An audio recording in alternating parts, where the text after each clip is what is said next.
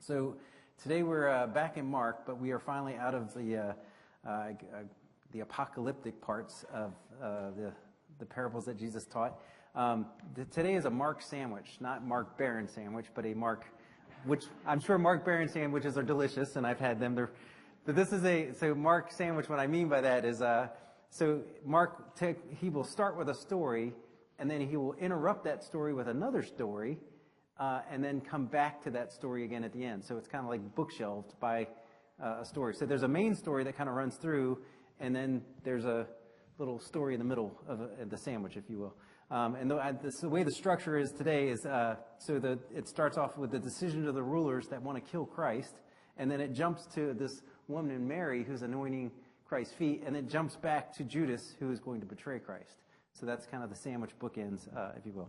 All right, so with that, let me go ahead and read through, and then I'll break it down for you. So now the Passover and the festival of the unleavened bread were only 2 days away, and the chief priests and the teachers of the law were scheming to arrest Jesus secretly and kill him. But not during the festival, they said, where the people may riot. While he was in Bethany, reclining at the table in the home of Simon the leper, a woman came with an alabaster jar of very expensive perfume made of pure nard. She broke the jar and poured the perfume on his head. Some of those present were saying indignantly to one another, "Why this waste of perfume? It could have been sold for more than a year's wages and the money given to the poor." And they rebuked her harshly. "Leave her alone," said Jesus. "Why are you bothering her? She has done a beautiful thing to me. The poor you will always have with you, and you can help them any time you want, but you will not always have me. She did what she could. She poured perfume on my body beforehand to prepare for my burial. Truly, I tell you, wherever the gospel is preached throughout the world, what she has done will also be told in memory of her." Then Judas Iscariot, one of the 12, went to the chief priests to betray Jesus to them. They were delighted to hear this and promised to give him money. So he watched for an opportunity to hand him over. All right. So let's start at the beginning of the sandwich. So the beginning of the sandwich starts with the Passover. The Passover season was upon them. Passover is typically 1 day, and then the Feast of Unleavened Bread is 7 days after the Passover. So combined, it's 8 days. But the way it's loosely talked about all the time is the Passover as that whole season of the 8 days. So Mark starts off by saying it's 2 days away from the Passover. And during the season, the whole city of Jerusalem just spikes in population. In fact, Rome will send extra soldiers down there because they know the Jews are all going to come for this festival. So the crowd just, the whole city just swells up with people just doing this pilgrimage to the temple for Passover. So extremely large crowds. And we kind of already know that. We saw Jesus coming in on Palm Sunday. The crowds are clearly on Jesus' side. They're in favor of him. You see these debates that are going between Jesus and the religious elites, and every time Jesus is winning these debates. He is making the religious leaders look like fools. His last debate, he basically walks out, drops the mic, and says, my Lord's going to make my enemies a footstool for me one day, kind of like at them, and then he speaks a parable against them. And he pretty much calls out and says, "You're trying to kill me." In front of the crowd, tells them that they're trying to kill him. And lets them kind of show the business. Anyhow, so the crowd is in favor of Jesus, very much so. So much so that the religious leaders are afraid of the crowd. So the Passover being 2 days away, whether the Passover is coincided with the Lord's Supper or not, as it does in the Synoptic Gospels, or whether it's the crucifixion itself, is the way it is in John's Gospel. So this is one of the most chronological things to solve in the New Testament. I'll just tell you that. And I think the best possible explanation as to why that this chronology is difficult is I think different Gospels use different calendars. So there's a Greco-Roman calendar, and then there was the official Jewish calendar. So it was most likely that Jesus died at the same time that the Passover lambs were actually being slain. And that according to the unofficial calendar, I guess it was the Passover, the followers were having their Passover dinner on the previous night. So in case you're confused by that, Sorry I went into details I probably didn't need to go into. Anyhow, Passover is a memorial. It celebrates the night of the death angel comes in and passed over the doors of the homes that had the blood sprinkled, the unblemished lamb's blood that was sprinkled over the doorpost. So the crowds and the Jewish people were coming in, and they're participating in this Passover. In effect, they're celebrating a past temporary salvation experience. So the Jews were enslaved by Egypt, and God delivers them by a mighty hand, delivers them. So at this time, Jesus was preparing to sacrifice himself for another slavery event, the slavery of sin. So the Jews recognized the slavery of people. What they didn't quite comprehend was their slave to sin problem. And Jesus was here to solve that forever for all mankind. So Passover was always supposed to be pointing to this greater deliverance.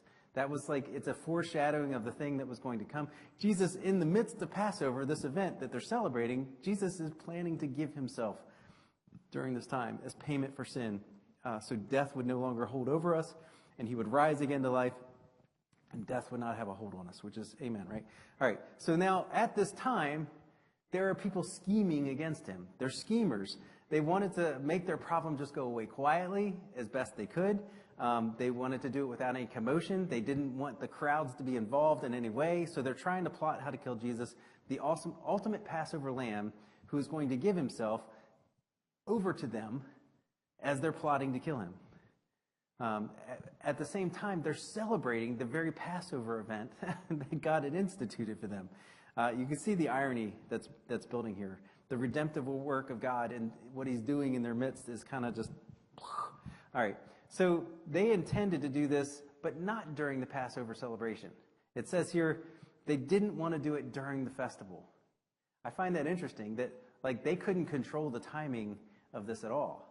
In fact, God was always in control of the timing of this from the onset. Every stage, everything that was set in motion was divinely planned out by God, that he would, in fact, I think, be crucified at the very time that people would be in the city killing their unblemished lambs. Christ would be dying on a cross for them.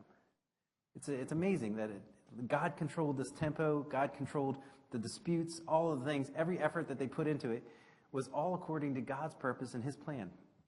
The other thing is, God has a schedule, right? You cannot disrupt his schedule, just like he had a plan for his life and how it was going to go about.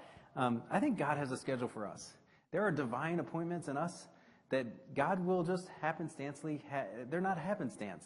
They are things that are going to happen for us for divine appointments. Anyhow, I just think I'm a firmly believer of the scheduled things. All right, so some of the things that are going here, the friends of Jesus, I think and really the crowd, they really wanted to make Jesus king. When Jesus presented himself as the Messiah on that Sunday, I think there were so many people willing to just crown him as king. And what I think they were hoping is that he would seize the power and basically overturn Rome and do all these things and give them this glorious place on earth to live and dwell kind of thing. But that's not what Jesus ever had in mind, right? So, but because the crowds loved him so much, this is why the schemers had to look for a sneaky way to get to Jesus. They had to do it. They had to be an inside job. It had to be something. They didn't know where he was going to be located, so they had to find some way to get to Jesus and do it. But I find it interesting that these same schemers, ironically, the Jewish leaders, they feared the crowd more than they feared God. They had literally Jesus, God in the flesh, standing before them. They had no fear of him, but they had plenty of fear for the men around them. That's a terrible thing. They're not afraid to kill Jesus. What they're afraid of is the reaction of the crowd. They get caught killing Jesus is what they're afraid of. They're not really afraid of the crime so much as the act would get them in trouble with the crowd. And we should never be more concerned with what people think over us than what man. God is what matters, right? God's thoughts of us is what we should care about the most. So there were many previous attempts on Jesus' life, and they all failed. There was times they were going to stone him. They all failed. Why? Because, again, Jesus lays down his life. He is master of the timing. Even when he kicks off the event and he's actually ready, Like, Judas doesn't get dispatched, like, on his own. Jesus tells him, go, do what you're going to do, and do it quickly now. Like, Judas is dispatched by the one who wants things to happen.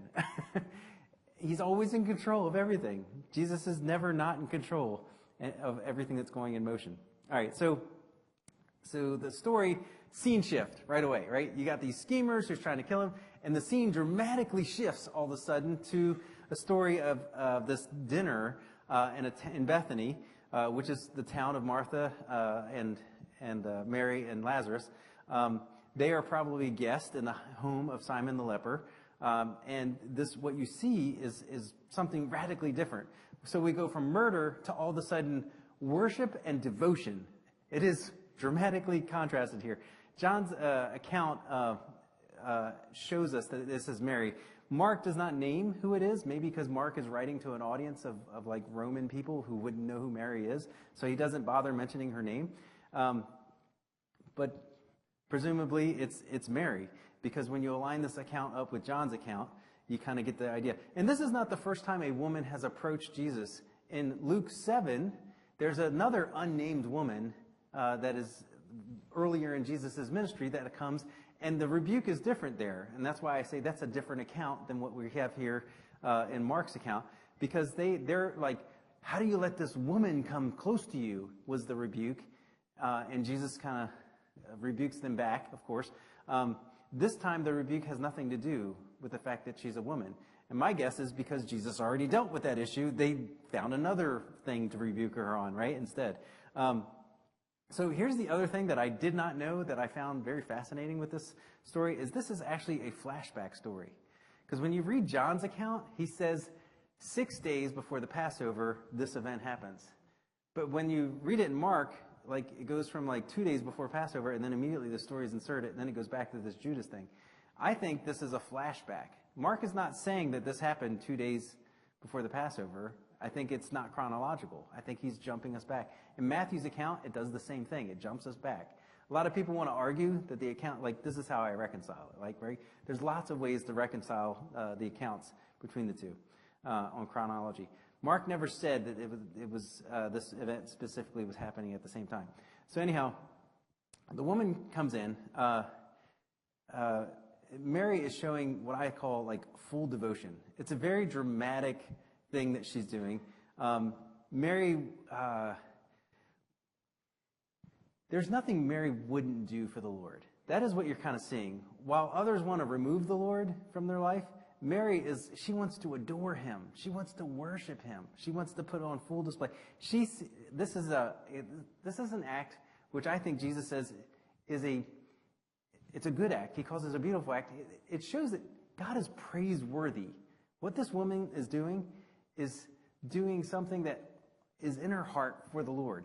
So she takes a jar of alabaster, which alabaster at the time was like a carved out stone, very expensive. Just the jar itself was super expensive. Then you put the contents of the jar, which is this perfume, this expensive nard. It says pure nard, which I think is important as well. And she comes and she just shatters it, breaks it, flows it all over. Jesus pours it on his head. When you read from the other accounts, it goes from his head to his toes. By the time you get to the other accounts in the other Gospels, you recognize that Jesus is being anointed from head to toe. Very quickly, obviously, because if you break the jar, everything's coming out, right? So nard comes from India in this time and era. So you think about the fact that like it had to travel across the country to get to Jerusalem. It had to be in this special vessel, and it had to stay pure. All these things like account for the fact that it's super expensive, right?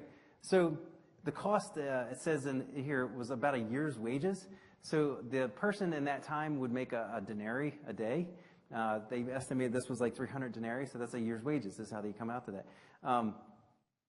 I got to talking with Ingrid about this, and I said, would you like it if I bought you some perfume that cost me my entire salary for the year? She's like, no, you'd be nuts to do that. She's like, also, I'm not Jesus, which she pointed out, which I thought was good.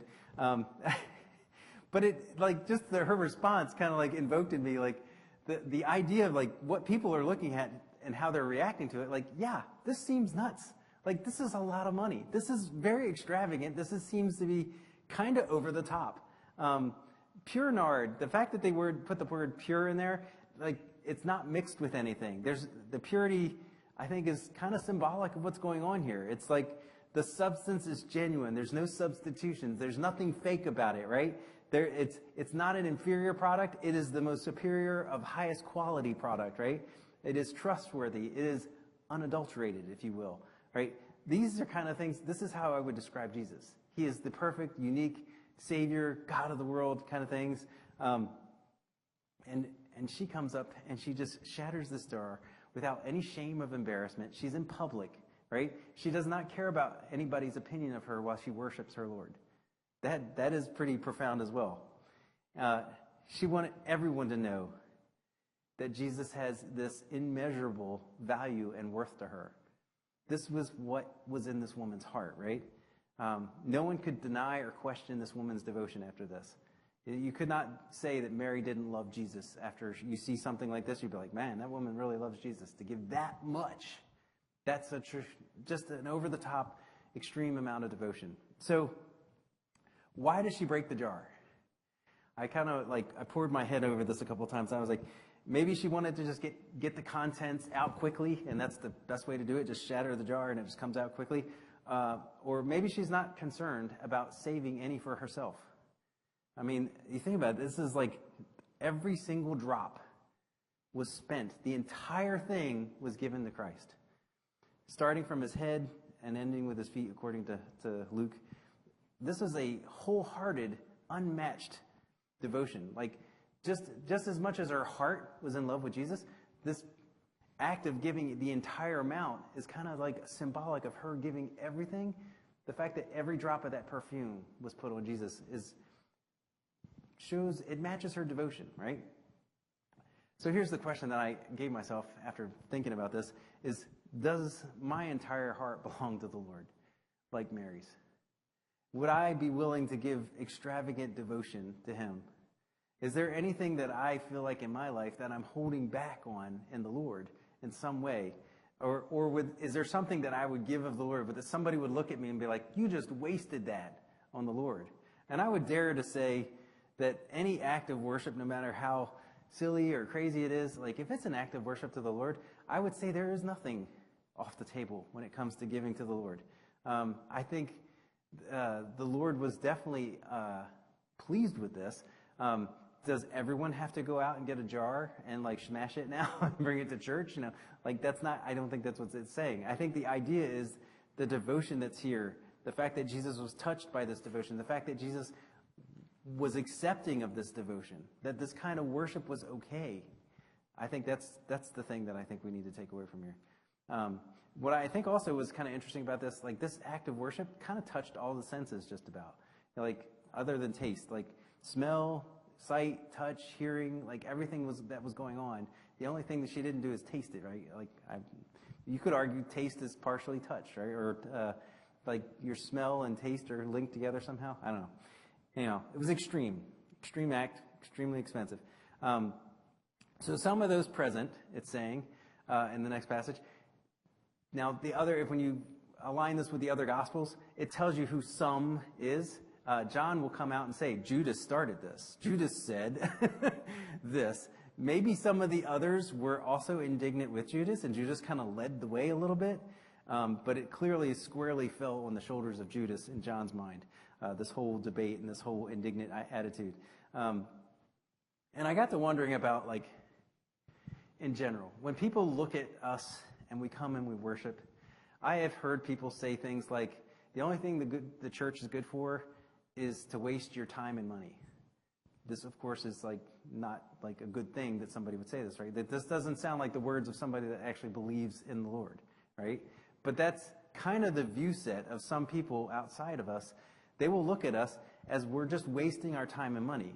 They don't see the value in worship. They don't see the value in devotion, and they never think of what we're doing as something of good quality. Whereas I don't think that's what the Lord sees.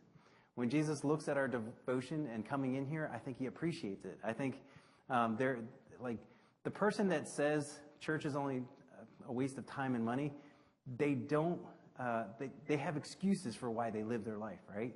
They don't really believe what we believe.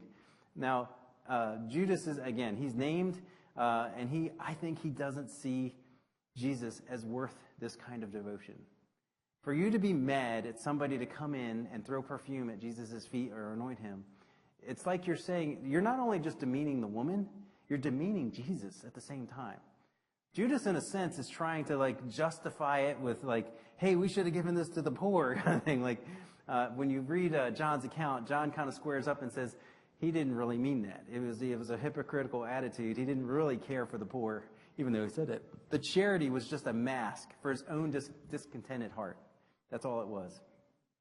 How could someone walk with Jesus and be so flawed like Judas? Judas could have easily, he could see the material worth of the substance, but what he couldn't see, what he couldn't understand is the spiritual love that this woman had, that the devotion was there. He was missing that. He couldn't comprehend what this was. He couldn't see the Lord and the relationship with the Lord as something of priceless value to him. Now, I have met a lot of people in the church who have had promising careers to where they were going to make huge salaries, and they walked away from those promising careers to go on to mission fields and to get paid almost nothing, really, quite frankly, and to give up all the possessions that they could have had. And people think they're nuts. I've heard people say that to me, why would that person give up this career to go do that kind of stuff? And it's I think the same is true here, is their devotion. The world doesn't dictate to them their devotion to the Lord. They were willing to give all those things up gladly in exchange for a much more meaningful life, something that was more enriched, that was closer to what the Lord would want for them. Now, is the Lord calling everyone to do that? Maybe not. But I think the Lord is calling everybody to have that same kind of devotion. No matter where you're called to be, you're supposed to have that kind of devotion. Be willing to shed up those possessions. If they come between you and the Lord, you need to get rid of them. Anyhow. All right, so Jesus quickly rebukes everyone. He says, leave her alone. He says, stop it. There's such a contrast here between what is the perceived evil that's going on versus what is actually going on. So kind of connect this with the greater picture right here, something that's perceived. The scheming people that we started talking about at the beginning, the ones that are trying to kill Jesus, they perceive Jesus as being the evil one. They were he's a sorcerer, he's tricking Israel, he can't be really the Messiah because he doesn't fit our version of what we wanted out of the Messiah. So there's this perception that he's the evil one. And then if you look at even the disciples, Jesus says, I'm going to go die. I'm going to be handed over. I'm going to be crucified. And Peter's saying, never, Lord. And Jesus rebuking him says, get behind me, Satan. There's this perception of what Jesus is doing from the disciples' point, that what he's doing is evil. That's not right. You can't let this happen, kind of thing. But none of it was evil. What God did for us was clearly for our benefit on the cross. When he healed people, it was clearly for the benefit of those people. He wasn't tricking Israel.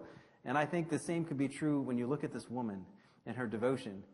When you see her, somebody perceived that what she did was wrong. It was immoral. It was evil. It was somehow they were trying to by criticizing her, they were trying to make themselves look better somehow. By talking somebody down, somehow elevated their status. And when in truth, it actually didn't elevate their status. And Jesus said what she did was beautiful. He said what she had done was preparing for my burial. So here's where I kind of jumped off the pages of the commentary a little bit. I'm going to give a little Kevin's mindset into this. When I tend to read scripture, I try to point everything to Christ, and I try not to over spiritualize things. So I'm going to apologize now if I feel if I'm missing the mark with this.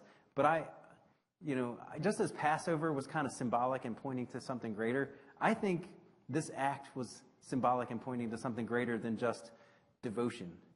I think it was actually a picture of Christ. I look at this as Christ he's going to be broken. He's going to be poured out for us. And I think what Jesus, and when he says, this was a beautiful thing that she has done, I think he was acknowledging his own life was about, the fact that he said, this was for my burial. just kind of connected to me that this is a act of devotion that Jesus is going to do for us. He addresses this whole justification to use it for the poor. He says that, they're always going to be with you. We should try to help them as best we can. We should never stop trying to help the poor. But notice, there's a window of opportunity to show devotion to Jesus. Mary's listening, probably, knows that he's going away. And she is looking for an opportunity to show some kind of love and appreciation to Jesus. So her opportunity for this window is closing quickly. But the poor will always be there. She will still have time to go help the poor. From that standpoint, it was not a waste, or it should not be concerned as a waste. If anything, she used her own discernment. And I think that's how we need to approach helping others, is using discernment, right? We don't just extravagantly throw things, we try to use discernment, in how we do it. Is every act of worship supposed to be this extravagant? I wouldn't say that at all. But maybe there is something in your heart that the Lord is leading you to do something extravagant like this. I don't know. I just think discernment has to come with it. So she did what she could, which I think is an interesting little phrase. She did what she could.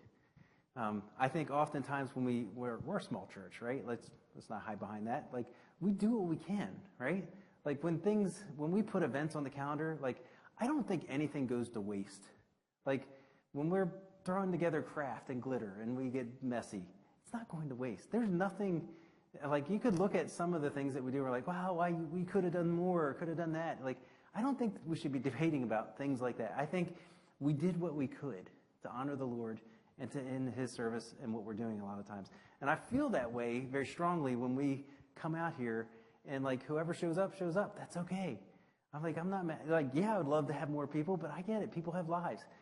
We do what we can. And I think it's a beautiful thing as we do it. She had a very deep recognition, I think, what was going on. I think she recognized the death of Jesus was coming more than his own followers recognized it, which is kind of shocking.